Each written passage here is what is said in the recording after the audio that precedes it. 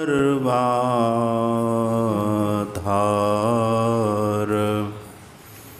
मंगलमय मंगल करना विनवो बारंबार।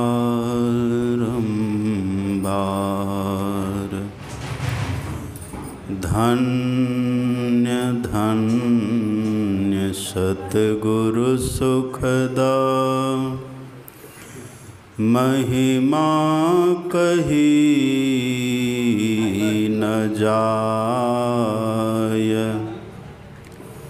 जो कुछ कहूँ तुम्हारी कृपा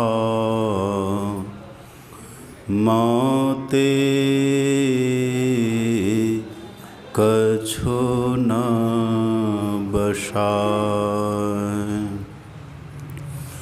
बोलिए प्रेम से श्री सद्गुरु महाराज, श्री सद्गुरु महाराज की, श्री सद्गुरु महाराज की जय।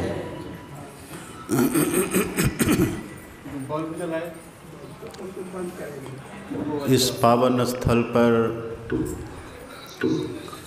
सादर मंचासीन अर्चनीय वंदनीय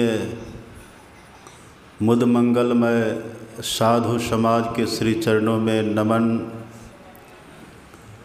हमारे परम आदरणीय परम श्रद्धेय महर्षि में ही सेवा ट्रस्ट के समस्त सम्माननीय सदस्यगण, परम आदरणीय साधक वृंद, सत्संग प्रेमी महानुभावों, पूजनीय माताओं तथा भक्तिमती बहनों, हम लोग बड़भागी हैं और बड़े ही पवित्र स्थान पर बैठकर सत्संग और ध्यान कर रहे हैं। हम लोग तो नहीं कह सकते, लेकिन आप लोग हम कह सकते हैं। हम इतने बड़भागी नहीं हैं कि आप लोगों की तरह सत्संग और ध्यान कर सकें। हम बड़े प्रपंची आदमी हैं, लेकिन आप लोग बड़भागी। और थोड़ा कोई पुण्य रहा होगा अथवा गुरु महाराज की कृपा रही होगी, जिससे हम समय समय पर यहाँ आकर आप पुण्यात्माओं का दर्शन कर लेते हैं। जहाँ अभी हम लोग बैठे हुए हैं, ये स्थान कितना पवित्र है। और अभी जो आपने पाठ में सुना, उत्तर गीता का पाठ आपने सुना है। भगवान श्री कृष्ण ने अर्जुन से कहा, मुहूर्तमपि यो गच्छेन् नासाग्रे मनसा सह सर्वंग तरति पापानम तस्य जन्म सतार्जितम। भगवान श्री कृष्ण कहते हैं, जो एक मुहूर्त भी मन के सहित नासाग्र में जाए, वह अपने सैकड़ों जन्मों के किए हुए समस्त पाप से मुक्त हो जाते हैं। बोलिए प्रेम से। लेकिन ये श्लोक बड़ा संतोषप्रद है और सुखद है। इस श्लोक को पढ़ कर के बड़ा संतोष होता, मन में सुख लगता है, बड़ा एक सुकून सा लगता है कि अवश्य हम लोगों को बड़ा लाभ होगा, हो रहा है। इसके भीतर में रहस्य भी बहुत भरा हुआ है, और सब रहस्य को महापुरुष एक ही जगह खोल करके नहीं कहते। कुछ बात यहाँ कह दिए, कुछ बात वहाँ कह दिए, कुछ बात वहाँ कह दिए।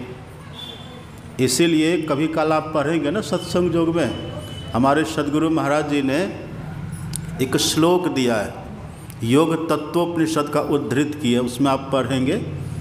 ऋषि कहते हैं, पतिता शास्त्र जालेषु प्रज्ञात्येन मोहिता। व्यक्ति कभी काल शास्त्र के जाल में उलझ जाते हैं, उसमें उलझ करके फंस करके शास्त्रों के जाल में उलझ करके अपना पतन कभी काल कर लेते हैं। तो बात को ठीक से समझने के लिए, हृदयंगम करने के लिए, उसका पूर्ण लाभ लेने के लिए तत्संबंधी सभी बातों को देखनी चाहिए। यहाँ तो भगवान बस इतना कह दिए, मुहूर्तमपि यो गच्छेन्नासाग्रे मनसा सह, जो एक मुहूर्त भी मन के सहित नासाग्र में जाते हैं। कहना बड़ा आसान है और सुनने में बड़ा अच्छा भी लगता है, सहज भी लगता है, लेकिन आप पढ़ेंगे ना, इसी से संबंधित गीता के कई श्लोक का आप पढ़िए। अब गीता में पढ़ेंगे, भगवान कहते हैं प्रयत्नाद तमानस्तु योगी संशुद्ध किल विषः अनेक जन्म संसिद्धिस्ततो याति परांगतिम। भगवान कहते हैं जो ऐसा प्रयत्न करे, अभ्यास करे, कैसा अभ्यास करे, कैसा प्रयत्न करे, तो वही नासाग्र में जाने का अभ्यास करे। गीता का 6ठा अध्याय पढ़ेंगे, उसी अध्याय में भगवान ये सब बात, बहुत तरह की बातें कह रहे हैं। वहाँ भगवान कहते हैं शुचौ देशे प्रतिष्ठाप्य स्थिरमासनमात्मनः नात्युच्छ्रेतं नाति नीचं चैलाजिन कुशोत्तरम समं काय शिरोगिरिवं ध्यायन्नचलं स्थिरः संप्रेक्ष्य नासिकाग्रम स्वं दिशश्चान अवलोकयन्। भगवान कहते हैं कि ये अभ्यास करने के लिए व्यक्ति को सबसे पहले पवित्र स्थान पर जाना चाहिए।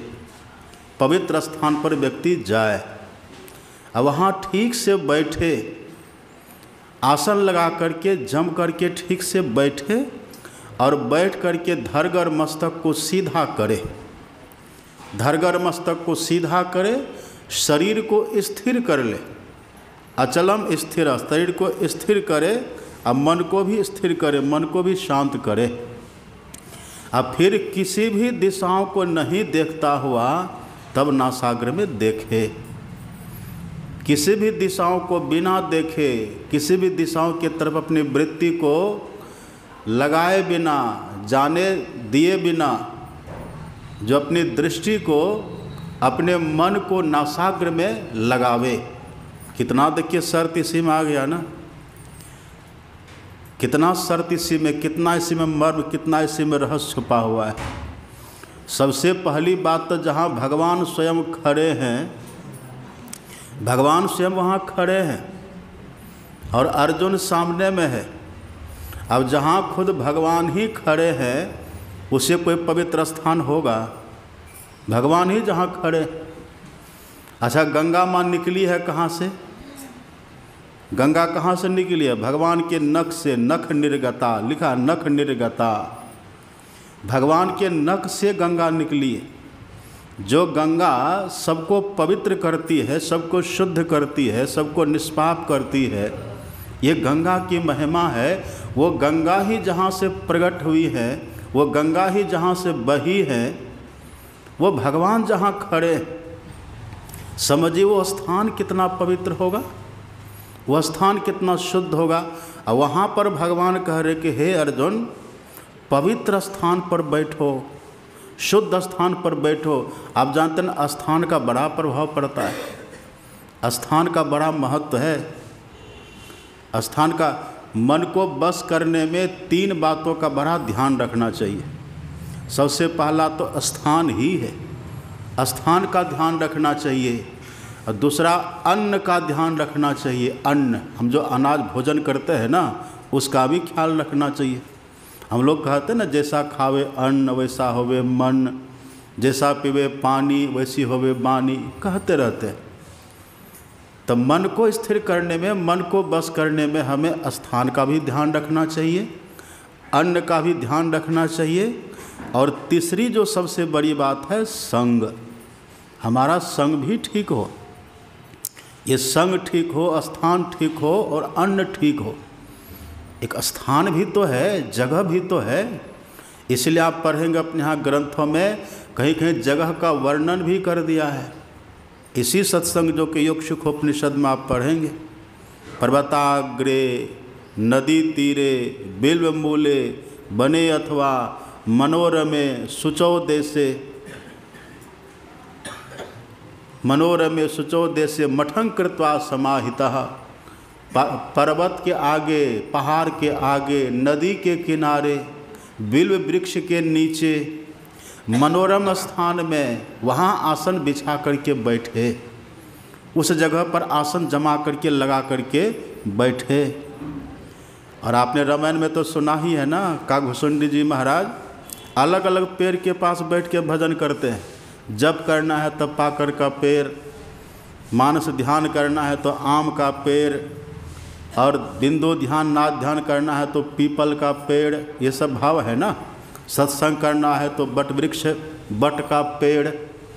कहाँ कहाँ देखिए कितने, यहाँ भी कहते बिल्व मूले कुर्यात परिचयम योगे त्रिकाल्य नियतो मुनि गिरी श्रृंगे तथा चैत्य वृक्षाग्रसु च योजयेत।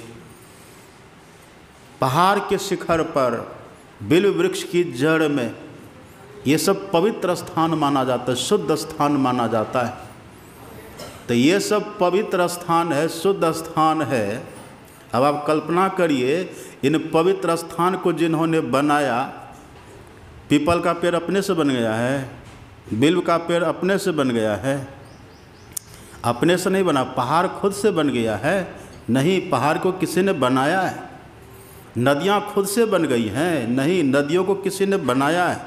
और सबको बनाने वाले कौन हैं? ईश्वर है, परमात्मा है। उसी परमात्मा, वही भगवान बोल रहे, उसी भगवान के चरण नख से गंगा निकली है। तो कल्पना करिए, ये सब स्थान शुद्ध है, ये सब पेड़ पौधा शुद्ध है, पहाड़ टीला शुद्ध है, ये सब पवित्र है। गंगा शुद्ध है, यमुना शुद्ध है, सरस्वती शुद्ध है, नदियाँ शुद्ध हैं, पवित्र है। इनको जो बनाने वाले भगवान है वो कितने शुद्ध है, वो कितने पवित्र हैं। अर्जुन से कहते हैं भगवान कि अर्जुन पवित्र स्थान पर बैठो। स्थान का बड़ा महत्व है। आप भागवत को पढ़ेंगे ना, भागवत में लिखा हुआ है, भगवान श्री कृष्ण कहते उद्धव जी से कि हे उद्धव, निर्वैरं समदर्शिणम निरपेक्षं मुनि शांतं। ऐसा जो कोई महापुरुष है जो निर्वैर है, जिनको किन्हीं से वैर नहीं है, जो निष्पेक्ष है, जो किन्हीं से अपेक्षा नहीं रखते, जो अजात शत्रु है, जिनका कोई शत्रु नहीं, भले लोग उनको शत्रु माने पर वो किन्हीं का शत्रु नहीं होते। उनको लोग जो माने पर वो किन्हीं का शत्रु नहीं होते। भगवान कहते ऐसा यदि कोई महापुरुष हो जो निर्वैर हो, निरपेक्ष हो, अजात शत्रु हो, ऐसे यदि कोई हो तो भगवान कहते हैं अनुव्रजाम्यहम नित्यम पूयत्यंघ्रि रेणु भी। हे उद्धव, उनके पीछे पीछे मैं चलता हूँ। मैं चलता हूँ कहने का मतलब क्या? जहाँ से गंगा प्रकट हुई है वो चल रहे हैं, जहाँ से लता बिटप पहाड़ टीला ये सब जहाँ से प्रकट हुआ है वो चल रहे हैं। जिनके लिए वेद भगवान, उपनिषद के ऋषि, ग्रंथों के लेखक ये सब कह रहे कि यहाँ बैठ कर के भजन करो, यहाँ बैठ कर के ध्यान करो, ये करो, वो भगवान खुद कहते हैं कि ऐसे यदि कोई संत हो, उस संत के पीछे पीछे मैं चलता हूँ। आपको संदेह भी हो रहा है कि भगवान झूठ भी बोलेंगे? संदेह कर रहे हैं आप लोग? संदेह मत करिएगा। संशयात्मा विनश्यति। जो व्यक्ति संशय करे ना महापुरुषों के कथन प्रवचन पर, फिर कल्याण कहाँ से होगा? भगवान कहता ऐसा यदि कोई संत हो ना, उनके पीछे पीछे मैं चलता हूँ। कहा क्यों चलते पीछे पीछे? आपसे गंगा प्रकट हुई है, आपने सबको प्रकट किया है, सभी तीर्थ आपसे प्रकट हुआ है, फिर आप संत के पीछे पीछे क्यों चलते हैं? तब भगवान ने कहा पूयत्यंघ्रि रेणु भी। उनके चरणों से जो धूल उड़ेगी ना, उस धूल के लगने से मैं शुद्ध हो जाऊंगा, इसलिए उनके पीछे पीछे चलता हूँ। कैसा देखिए भाव है, उनके पीछे मैं इसीलिए चलता हूँ। जहाँ बैठ कर के आप लोग ध्यान करते हैं, इस जगह की महिमा जानते हैं? इस जगह का चुनाव कौन किए थे? गुरुनंदन किया है कि हमारे राम जी बाबू किए हैं? इस जगह का चुनाव जिनके पीछे पीछे चलने से परमात्मा भगवान कृष्ण, कृष्णस्तु भगवान स्वयं, जिनके पीछे पीछे चलने से भगवान खुद शुद्ध होने की बात कर रहे हैं, वो यहाँ लाठी लेके खड़े हो करके तब इस जगह को दिखा करके बोले इस जगह पर आश्रम बनना चाहिए। उसी जगह पर ये आश्रम बना हुआ है। उसी जगह पर बैठ करके आप लोग ध्यान करते, सत्संग करते, इससे पवित्र जगह कोई हो सकता है सृष्टि में? हमको तो नहीं लगता है। बोलिए प्रेम से। जहाँ सद्गुरु महाराज जी का चरण पड़ गया उससे भी शुद्ध कोई जगह हो, ये मेरे विचार में नहीं है। इसलिए हम कुप्पा घाट की भी बड़ी महिमा गाते हैं। अब कुछ लोगों को खराब भी लगता था, हम बड़ी विनम्रता से हाथ जोड़ के हम कहते हैं। भगवान बुद्ध का देखिए वो है ना गया, बोध गया, बोध गया में भगवान बुद्ध साधना किए, तपस्या किए, कुछ दिन तक वहाँ रहे, साधना की, तपस्या की। आज देखो उस स्थान का कितना महत्व है। आप वहाँ जाएंगे ना बोध गया, कहाँ कहाँ के लोग आकर के अपने देश का अगुवाई करने के लिए, देश का प्रतिनिधित्व करने के लिए वहाँ अपने अपने देश का अलग अलग वहाँ आश्रम बना करके स्थापित कर दिया है। लेकिन भगवान बुद्ध वहाँ सब दिन रहे नहीं हैं, कुछ दिन वहाँ रहे और तब देखिए स्थान का महत्व। फिर वहाँ से निकल गए, सारनाथ चले गए और सारनाथ में रह करके तब वहाँ से भगवान ने अपने ज्ञान का प्रचार प्रसार किया है। लेकिन हम लोग के सद्गुरु महाराज जी कैसे हैं? वहीं पर साधना भी किए, वहीं पर साधना की पूर्णता भी हुई और वहीं से रह करके देश विदेश में इस दिव्य ज्ञान का प्रचार प्रसार भी किए। अब कल्पना करिए वो स्थान कितना महत्व का है, वो कितना पवित्र स्थान है। अच्छा, उनको जो भोजन कराते होंगे, उनकी जो सेवा करते होंगे, वो कोई साधारण होंगे क्या? जिनके पीछे पीछे चलने की बात भगवान कह रहे हैं, जिनके चरण धूल उड़ करके लगने की बात भगवान कह रहे हैं, अब उनको उनके संपर्क में कोई रहे जीवन भर, उनके छाँव में कोई रहे जीवन भर, उनको भोजन करावे, उनका वस्त्र धोए, उनकी आज्ञानुवर्ती होकर के रहे, उनकी सेवा करे, क्या वो साधारण हम लोग की तरह होंगे? वो भी कितने महान होंगे। और आज महर्षि हरिनंदन परमहंस जी महाराज की जयंती भी है। आज उनकी जयंती बड़े धूमधाम के साथ कुप्पा घाट में सब मना रहे हैं और हम यहाँ पछता रहे हैं। लेकिन पश्चाताप थोड़ा कम इसीलिए कि आप लोगों के साथ बैठे हैं। महर्षि हरिनंदन परमहंस की महाराज की जय। अभी दिल्ली में भी बड़े धूमधाम के साथ आचार्य श्री वहीं हैं, वहाँ भी उनकी जयंती मन रही है। कुप्पा घाट में पूरी तैयारी, पूरी व्यवस्था है। तो मेरे कहने का भाव, संत से संबंधित देखिए कुछ भी हो, कितना शुद्ध, कितना पवित्र होता है। और ऐसे संत कृपा करके खोज करके आप लोगों को यहाँ तक पहुँचा दिए सत्संग और ध्यान करने के लिए, तो आप लोग कम हैं क्या? थोड़ा गौरव का अनुभव आप भी करिए, थोड़ा स्वाभिमानी आप भी बन करके रहिए। अस अभिमान जय जनि भोरे, हम सेवक रघुपति पति मोरे। इस स्वाभिमान को जाने मत दीजिए, इस स्वाभिमान को बना करके रखिए। फिर आप ये भी देखिए, जिस जगह पर बैठ के ध्यान करते, जिस जगह पर बैठ के सत्संग करते, यह स्थान कितना शुद्ध है। ये उनका चुनाव किया हुआ है, उन्होंने यहाँ पर अपनी दृष्टि डाली है, उनका रजकण यहाँ पर पड़ा है, उनकी चरण धूल यहाँ पर पड़ी हुई।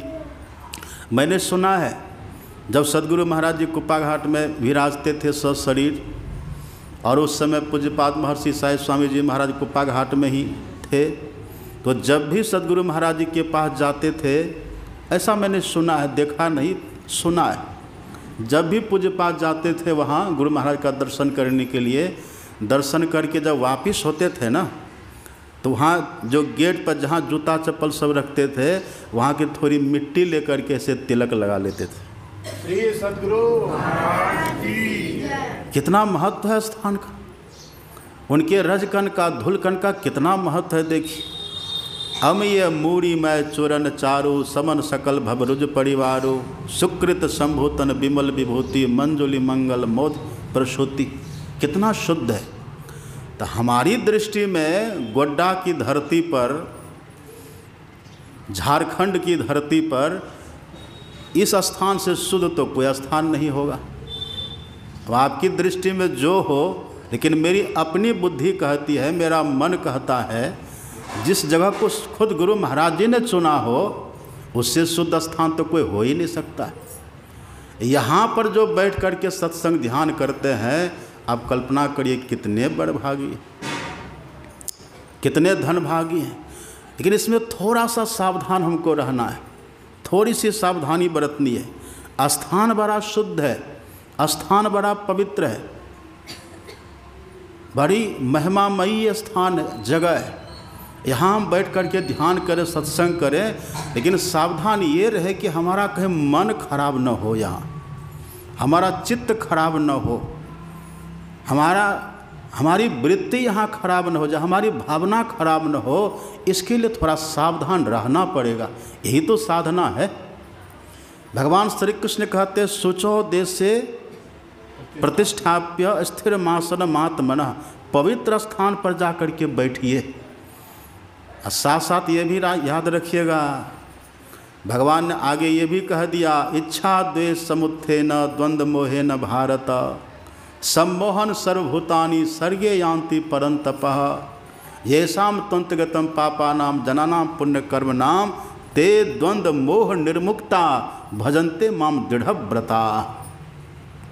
भगवान साथ साथ यह भी कहते हैं, इच्छा द्वेष से, ईर्ष्या द्वेष से सबका चित्त कलुषित रहता है, सबका चित्त मलिन रहता है। और जब तक ये कलुषिता, जब तक ये कलमश हमारी चित्त में, हमारी वृत्ति में रहेगा, तब तक शुद्ध स्थान पर बैठने के बाद भी भजन जैसा बनना चाहिए वैसा भजन हमारा नहीं बनेगा। इसलिए भगवान कहते हैं, पुण्य कर्म करते करते येषाम त्वन्तगतम पापानाम, जिनका पुण्य कर्म करते करते पाप छीन हो गया है, ऐसे ही व्यक्ति द्वंद्व मोह से निर्द्वंद होकर के, रहित होकर के तब बैठ कर के भजन कर सकते हैं। इतना तो पहरा करना ही पड़ेगा, इतनी तो सावधानी रखनी ही पड़ेगी। भले हमारे लिए कोई बैर भाव रखे, लेकिन हम न रखें। और यदि कोई बैर भाव रखे भी तो बैर से बैर कभी शांत होता है? बैर से बैर कभी शांत नहीं होता है। लाख बार कोई बैर करे फिर भी आप उनके प्रति सुहृद भावना रखिए। देखिए धीरे धीरे उनका भी भाव बदल जाएगा। मन है, बुद्धि है, विकार आता है, किन्हीं के प्रति द्वेष का भाव, किन्हीं के प्रति ईर्ष्या का भाव। लेकिन ये गंदगी है ना, गंदगी को संभाल करके रखना अच्छी बात नहीं है, इसको हटा देना चाहिए। हम लोगों को भी ईर्ष्या द्वेष होती है, कभी कभी हम लोग, हमारे भीतर भी ईर्ष्या की भावना होती है, लेकिन हम सावधान हो जाते हैं।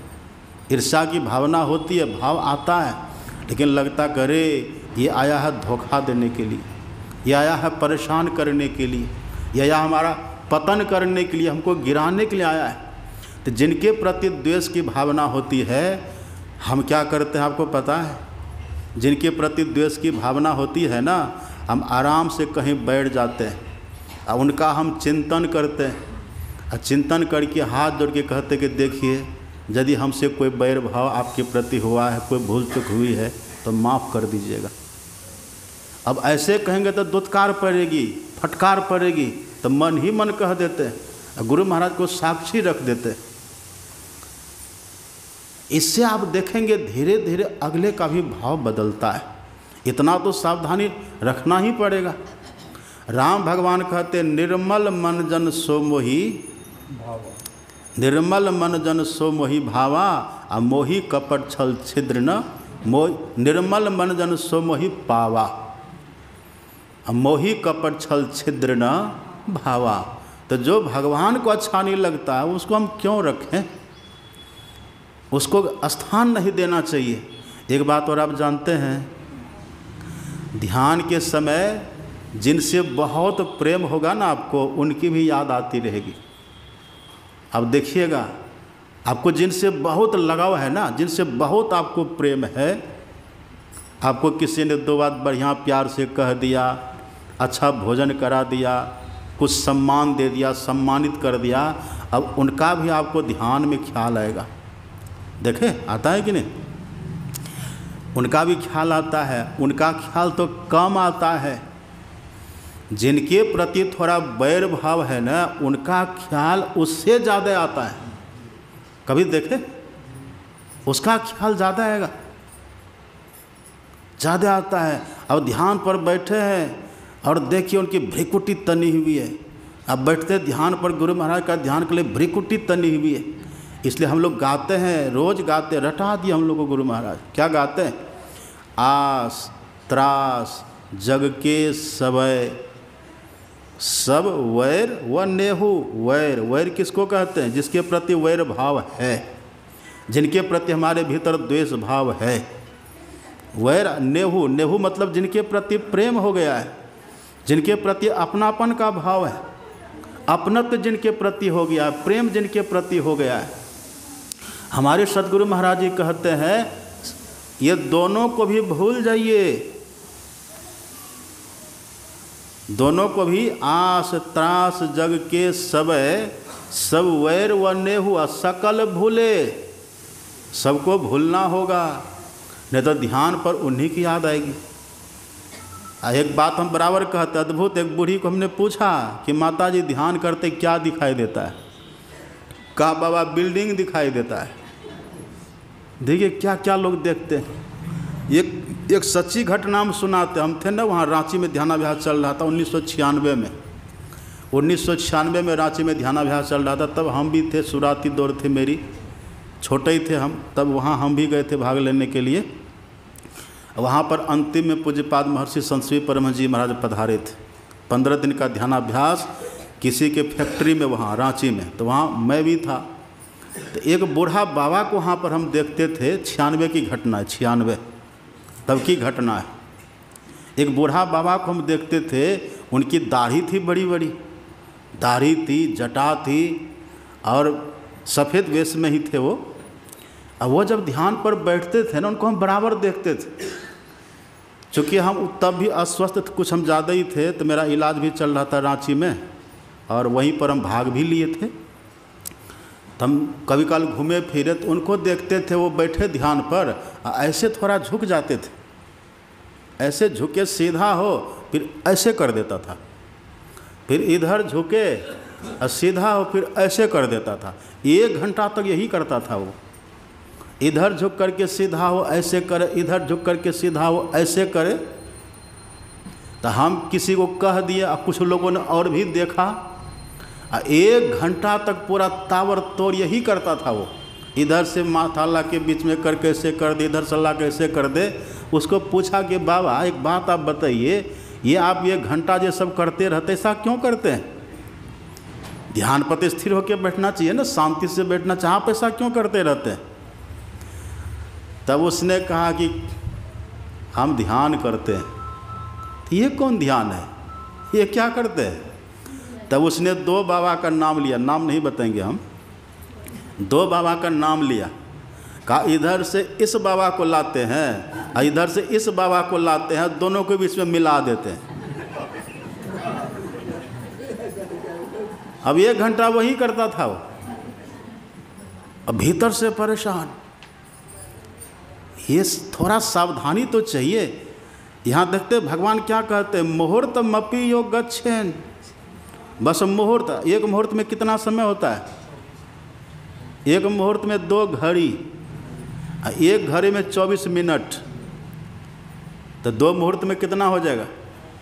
48 मिनट। अर्थात भगवान ये कहते कि 48 मिनट तक भी ध्यान करिए, वहाँ ठीक से रहिए। कल मैंने क्या सुनाया था आपको, हमारे सद्गुरु महाराज जी कहते टुक टिको सामने, टुक मतलब थोड़ी देर। और संत कबीर साहब कहते खोजी होए तुरंत मिली जई हो। कितना? पल भर की तलाश में, पल भर की तलाश में हो सकता है ये, थोड़ी देर के अभ्यास से हो सकता है ये। भगवान कहते मुहूर्त मपी, कितना है, कितना कम समय की बात है। और शंकर भगवान तो और भी अद्भुत बात कह दी। आप पढ़िएगा योग शिखोपनिषद। भगवान शिव कहते हैं पहले, सुषुम्नायाम यदा योगी क्षणेकमपि तिष्ठति। यदि कोई योगी सुषुम्ना में एक क्षण भी ठहरे, ये कितना कम समय हो गया, और तब भी संतोष नहीं हुआ, आगे कहते सुषुम्नायाम यदा योगी क्षणार्धमपि तिष्ठति। आधा क्षण भी ठहरे, आधा क्षण भी वहाँ ठहरे। यही हमारे गुरु महाराज जी सीधा टुक टिको, थोड़ी देर ठहरिए वहाँ। लेकिन थोड़ी देर ठहरने के लिए यहाँ तो भगवान कह दिए, लेकिन थोड़ी देर ठहरने का अभ्यास कितना देर में होगा? वही भगवान कहते प्रयत्नाद तमानस्तो योगी संशुद्ध किल विषः। योगी संशुद्ध, योगी मतलब क्या? योग करने वाला, ध्यान करने वाला। संशुद्ध पवित्र होंगे। वो कब पवित्र होंगे? किल विषः, सभी पापों से मुक्त होंगे। कितना समय अभ्यास करने से? तो भगवान कहते अनेक जन्म संसिद्धिस्ततो याति परांगतिम। इसी में बहुत समय लग जाता है, अनेक समय लग जाता है। हम लोग दीक्षा ले लिए हैं, किन्हीं को 20 साल हो गया, किन्हीं को 30 साल हो गया, किन्हीं को 40 साल हो गया है ना, 40 साल हो गया है। इतना दिन से ध्यान कर रहे, अभ्यास कर रहे हैं। लेकिन देखिए भीतर खुद से खुद का अध्ययन करना चाहिए। एक बाबा साहब के शिष्य रहते थे ना कटिहार में, उनका नाम पता नहीं, भूल गए हम क्या था। कटिहार में रहते थे, तो उनको बाबा साहब ने पूछा कि कहो तुम्हारे अभ्यास का क्या हाल है, तुम्हारे ध्यान का हाल क्या है? तो उन्होंने कहा था हनोज रोज अव्वल, मतलब आज भी पहला दिन है। अब कब के वो दीक्षा लिए थे, वर्षों बीता है, लेकिन कह रहे आज भी पहला दिन है। मतलब जो लाभ मिलना चाहिए वो लाभ नहीं मिलता है, बड़ा कठिन है। और आपको पता है ना, एक एक विकार जो है, ईर्ष्या का विकार, द्वेष का विकार, काम का विकार, क्रोध का विकार, लोभ का विकार इतना बलशाली है। कबीर साहब कहते काम और क्रोध मद लोभ से जूझना, मरा घमासान तक खेत माही। कहे कबीर कोई जूझ है सुरमा, कायरा भीड़ता तुरंत भाजे। कोई सुरमा सूर संग्राम करनी करही, काहि न जनावही आप विद्यमान रिपु पाई रना, कायर करही प्रलाप। हम जैसे किसी दूसरे में थोड़ा सा खोट देख लेते हैं ना, फिर देखिए कितने गौरव का अनुभव करते हैं, अरे वो तो ऐसे हो गया, कितना खुश हो जाते हैं हम, कितने प्रसन्न हो जाते हैं। इस बात को भूल जाते हैं कि हमारी स्थिति क्या है, हम कहाँ हैं, किस पैदान पर हम हैं, इस बात को भूल जाते हैं। हम दूसरे की तरफ उंगली उठाने लग जाते हैं, फलाना बाबू तो ऐसा है, फलाना बाबू तो वैसा है, और अपनी स्थिति को हम भूल जाते हैं। जो अपनी स्थिति को सदैव याद रखेंगे वो कभी किसी से नफरत करेंगे? आपको लग रहा है करेंगे कभी किसी से नफरत? जो अपनी स्थिति को याद रखे, अपने आप का अध्ययन करे, इसी को तो स्वाध्याय कहते हैं। लोग स्वाध्याय का अर्थ कहते हैं गीता पढ़ो, रामायण पढ़ो, भागवत पढ़ो, ये पढ़ो, वो पढ़ो। स्वाध्याय वो भी है, ठीक है, लेकिन स्वाध्याय अपना अध्ययन करना चाहिए। हमारी क्या स्थिति अभी है, हम किस पैदान पर खड़े हैं, हम कहाँ हैं। और एक बात ध्यान में रखिए, हमको दूर दृष्टि वाला बन करके रहना चाहिए। दूर दृष्टि, इसका मतलब ये नहीं कि दिव्य दृष्टि आपको चाहिए, दिव्य दृष्टि तो जो है वो अपनी जगह पर है। हमको दूर दृष्टि बन करके रहना चाहिए, दूर दृष्टि वाले बन करके रहना चाहिए। ये हम करेंगे, इसका परिणाम क्या होगा, ये हम करेंगे, इसका परिणाम क्या होगा। इन सभी बातों को जो ध्यान में रखे और अपना अध्ययन करे, अपने खुद का अवलोकन करे, और तब बैठे भजन पर, तब देखिएगा भजन अपनी निंदा करने वाले उतरे भवजल पार, ये लिखा हुआ है संतवाणी में। और दूसरे की निंदा करने वाले, उसके लिए क्या है, निंदक नियरे राखिए आंगन कुटी छबाए। निंदक को नियरे राखिए, मतलब नज़दीक में रखिए। क्यों? तो बिन साबुन पानी बिना निर्मल करे सुभाए। यदि कोई निंदक है ना, उसको पास में रखिए। क्यों रखिए पास में? तो हमें शुद्ध करेगा, पवित्र करेगा। तो कैसे शुद्ध करेगा, पवित्र करेगा? बड़ा परोपकारी है वो, परोपकारी नहीं है। हम जो आपकी निंदा करेंगे ना, तो आपका जो पाप ताप है निंदा करने से निंदा करने वाले के माथे पर वो चला जाता है। पाप किया, दोष कुछ हुआ आप में और हम आपकी निंदा करते रहे। तो कबीर साहब कहते बिना पानी के बिना साबुन के आपको शुद्ध कर देगा, उसका पाप करने वाले के माथे पर जाता है। और जो अपनी निंदा करे, अच्छा स्तुति विनती जो हम लोग करते हैं रोज, ये क्या है? स्तुति कहते हैं किसको? स्तुति कहते हैं इष्ट के गुणों का गान करने को। बस इतने में है इसकी परिभाषा। साथ साथ ये भी इष्ट के गुणों का गान करे और अपने अवगुण का गान करे, तब होता है। रोज हम लोग गाते हैं ना, सब संतन की बड़ी बलिहारी, उनकी स्तुति के विधि की जाए। आगे क्या कहते हैं? क्यों कहते हैं ऐसा? आपकी मति नीच है, अनाड़ी है। फिर कहते क्यों है? मतलब अपनी कमी हमको देखना है, अपना दोष हमको देखना है। जो अपनी कमी देखेंगे और हम अपना दोष देखेंगे ना, तो उसको दूर करने का प्रयास हम करेंगे। मोरी मति अति नीच अनारी। यदि खुद हम रोज 3 बार दिन में कह ही रहे अपने लिए, एक बार दूसरा कह दिया तो क्या हो गया? हम खुद अपने लिए दिन में 3 बार कहते हैं कि नहीं, मोरी मति अति नीच अनारी। एक बार गणेश बाबू ही कह दिए गुरुनंदन महान नीच है, तो क्या हो गया?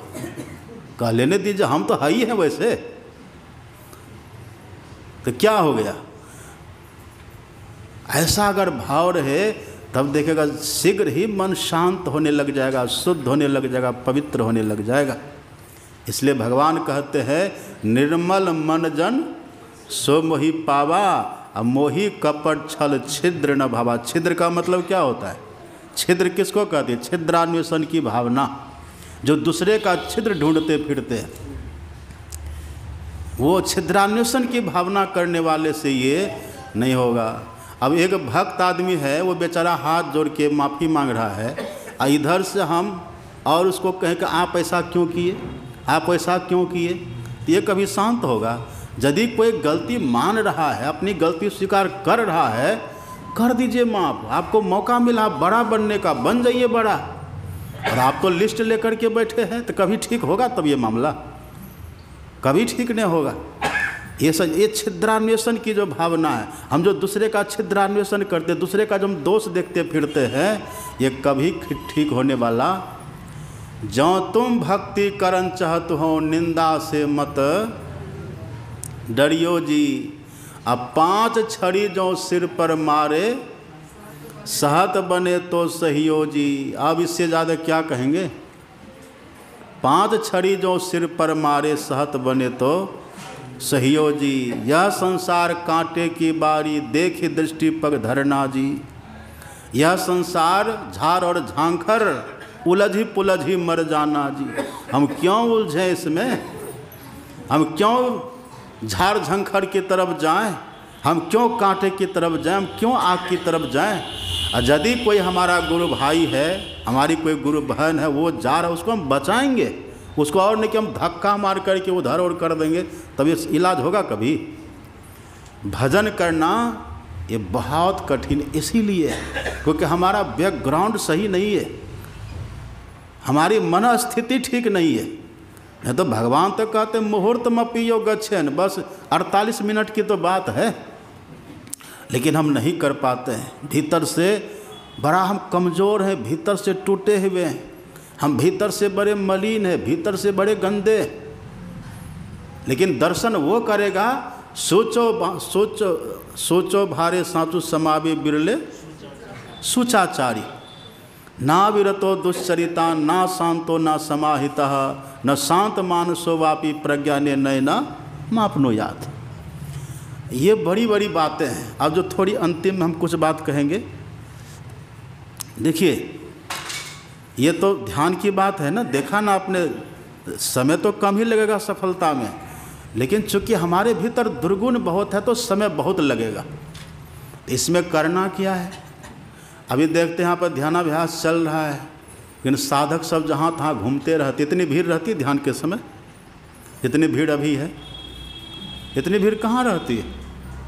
और कितनी सुंदर व्यवस्था देखिए, यहाँ हॉल कितना सुंदर ध्यान पर बैठने के लिए, उधर फिर ध्यान कक्ष अलग है बैठने के लिए। इतनी उतना व्यवस्था तो बहुत कम जगह पर होती है, लेकिन फिर भी हम सब बैठना नहीं चाहते, हम नहीं बैठना चाहते। क्यों? कारण क्या है?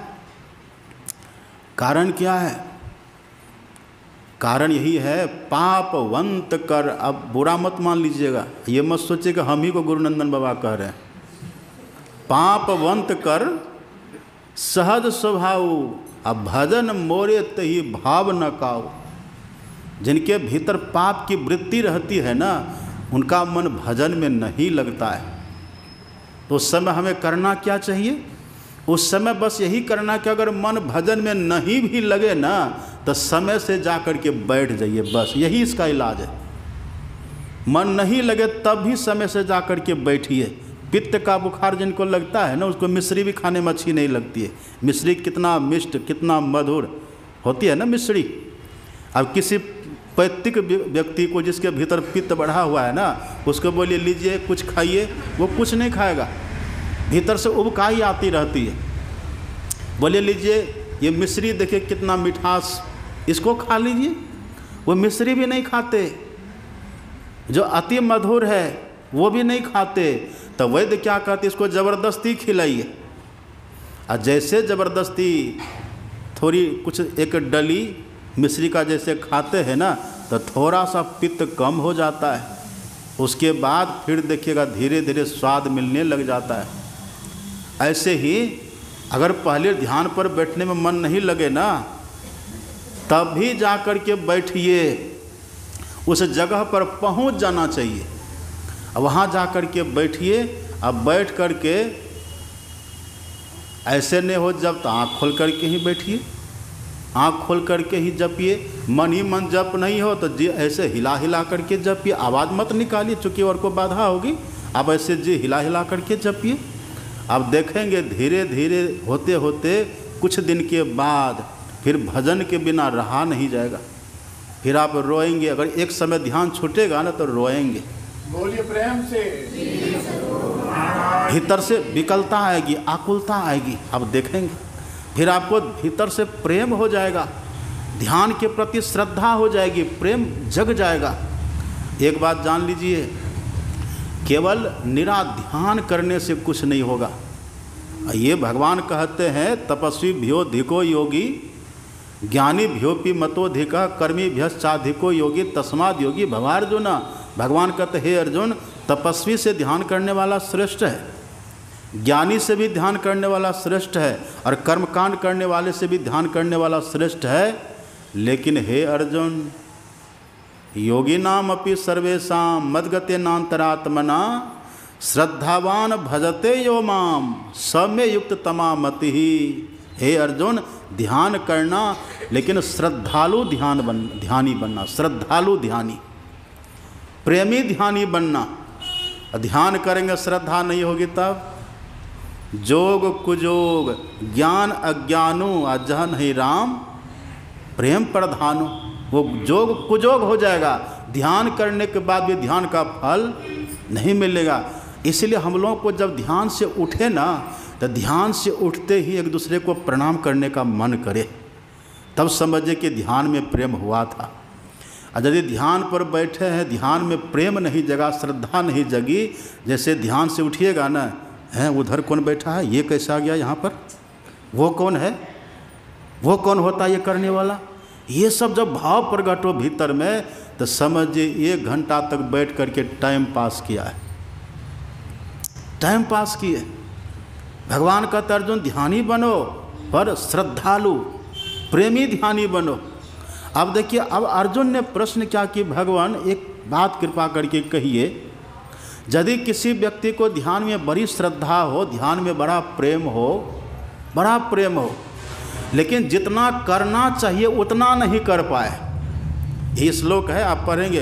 अयति ही मतलब उतना यत्न नहीं करने वाले, अयति ही, लेकिन श्रद्धायोपेतो, श्रद्धा बहुत है। अप्राप्य योग संसिद्धिम काम गति कृष्ण गच्छति, हे कृष्ण ऐसे व्यक्ति की क्या गति होगी। उतना ध्यान पर हम बैठ नहीं पाते, शरीर हमारा लाचार है, इसमें परेशानी है, दुखद स्थिति हमारी है, हम उतना बैठ नहीं पाते हैं, या फिर कोई और परेशानी है और कोई झंझट है, उतना हम कर नहीं पाते हैं। लेकिन भगवान श्रद्धा बहुत है, हम ध्यान करने के लिए भीतर से तरसते रहते हैं, हम भीतर से दुखी हैं और ध्यानियों को देख करके उनके प्रति ये होता मन में, अरे हम ध्यान नहीं कर पाते, कम से कम ये तो कर रहे हैं, करने वाले के प्रति कम से कम श्रद्धा की भावना तो होनी चाहिए। तो भगवान अर्जुन पूछते हैं कि भगवान आप कृपा करके बतलाइए कि श्रद्धा बहुत हो, ध्यान के प्रति श्रद्धा हो। अच्छा, श्रद्धा कब होती है, ये प्रेम कब होता है, प्रीति कब होती है? आप पढ़िएगा रामायण को, बिनु परतीति होय नहीं प्रीति, बिनु परतीति होय नहीं प्रीति। अब परतीति किसको कहते हैं? विश्वास को। पहले जब तक विश्वास नहीं जमेगा तब तक प्रेम नहीं, श्रद्धा नहीं होगी। अब विश्वास कैसे होगा? बिनु जाने न होई परतीति, जब तक हम सही ज्ञान उसके संबंध का प्राप्त नहीं कर लेंगे तब तक प्रतीति नहीं होगी, और जब तक प्रतीति नहीं होगी तब तक प्रीति नहीं होगी। और जानेंगे हम कैसे? ये ज्ञान हमको कब मिलेगा? तो काकभूषण जी कहते हैं, राम कृपा बिनु सुनु खगराई, बिना ईश्वर की कृपा के इस ज्ञान को सही ढंग से कोई जान ही नहीं पाएंगे। आपको भड़काने वाला बहुत मिलेगा, आपके भीतर उद्वेग पैदा करने वाला बहुत मिलेगा, आपको चढ़ाने वाले बहुत मिलेगा।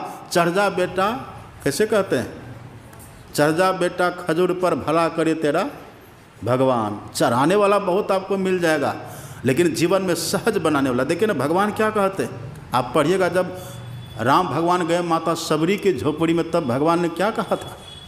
तब भगवान ने कहा था, मम दर्शन फल परम अनुपा। यदि मेरे संपर्क में कोई आवे ना, कोई मेरा दर्शन करे, मेरे सानिध्य में आवे, तो भगवान कहते जीव पावे निज सहज स्वरूपा, सहज हो जाएगा जीव, वो सहजता से जिएगा।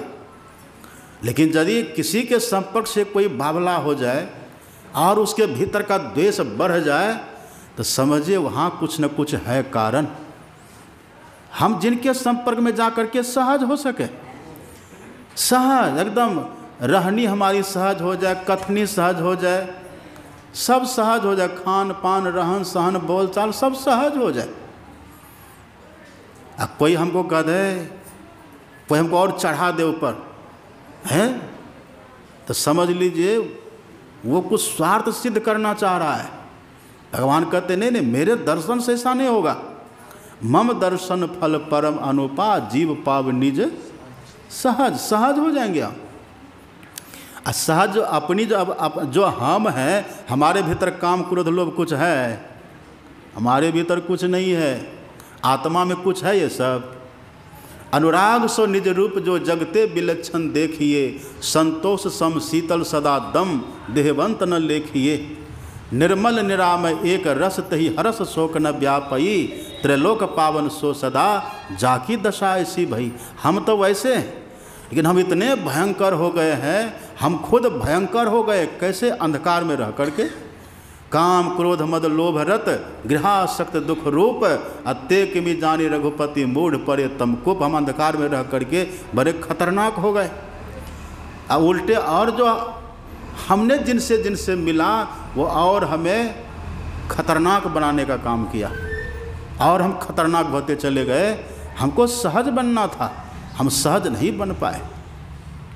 लेकिन जब ईश्वर की कृपा होती है तब ऐसा कोई मिलते जो हमें सहज बनाते हैं, तब हमें सब ज्ञान देते हैं। भाई काकभूषण जी कहते हैं ईश्वर की कृपा होगी, सही ज्ञान मिलेगा तो विश्वास जमेगा, और जब विश्वास जमेगा ना तब भीतर से प्रेम पैदा होगा।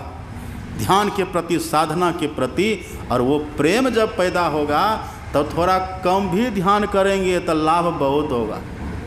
अब बिना श्रद्धा के, बिना प्रेम के कितना भी ध्यान करेंगे तो नाव का सिकर लगा दीजिए, अब पतवार चलाइए तो नाव बढ़ेगी। एक व्यक्ति रात भर नाव चल रहा है, 10 के 10 नाविक आया, भाई साहब आपकी नाव क्यों न बढ़ रही है, रात भर हम पतवार चलाए। तो नाव वाले ने कहा सिकर खोला था, कहा नहीं, तो कितनों नाव चलाओ नाव वहीं बढ़ेगी। सिकर तो पहले खोलना होगा, सिकर खोल करके रखिए, सहज भाव बन करके रहिए, फिर देखिए। अब ज़्यादा बोलेंगे तो आप लोगों को दुख हो जाएगा, है ना, समय बहुत हो गया है, जलपान भी करना है ना, अब फिर ध्यान भी करना है, 9:15 लगभग होने वाला है। तो बस एक सवाल यहाँ अर्जुन का है कि जिनको श्रद्धा हो पर उतना कर नहीं पाए। श्रद्धा हो गई है ध्यान के प्रति, ध्यान के प्रति श्रद्धा है, ध्यानी के प्रति श्रद्धा, ध्यानी के प्रति श्रद्धा। हाँ बेचारा, चलो हम नहीं करते, ये तो कर रहा है, ऐसा भाव। फिर देखिए उनको कितना लाभ होता है, इसका बड़ा लाभ है। तो क्या लाभ है फिर सुनिएगा बाद में। श्री सद्गुरु महाराज की। हुजूर जरा सा आप लोकार्पण कर दीजिएगा, नई किताब है, एना रखे फोटो ले लो राम जी बाबू, हम जरा दो शब्द बोले छी।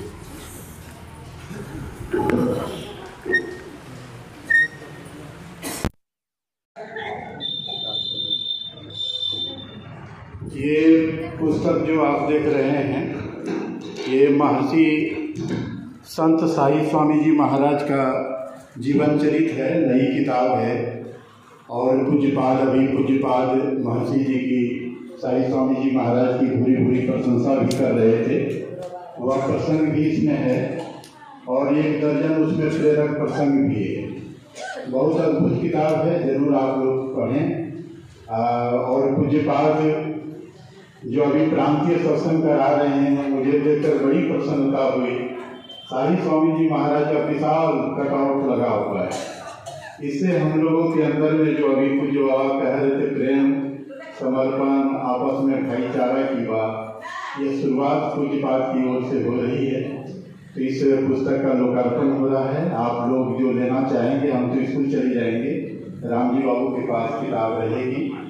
तो ये पुस्तक वैसे 100 रुपये की है, आपको आधी दाम में 50 रुपये में दे दी जाएगी। और भी कुछ पुस्तकें हैं, आप देख लेंगे और जरूर लेंगे। मेरा समय संपन्न हो रहा है।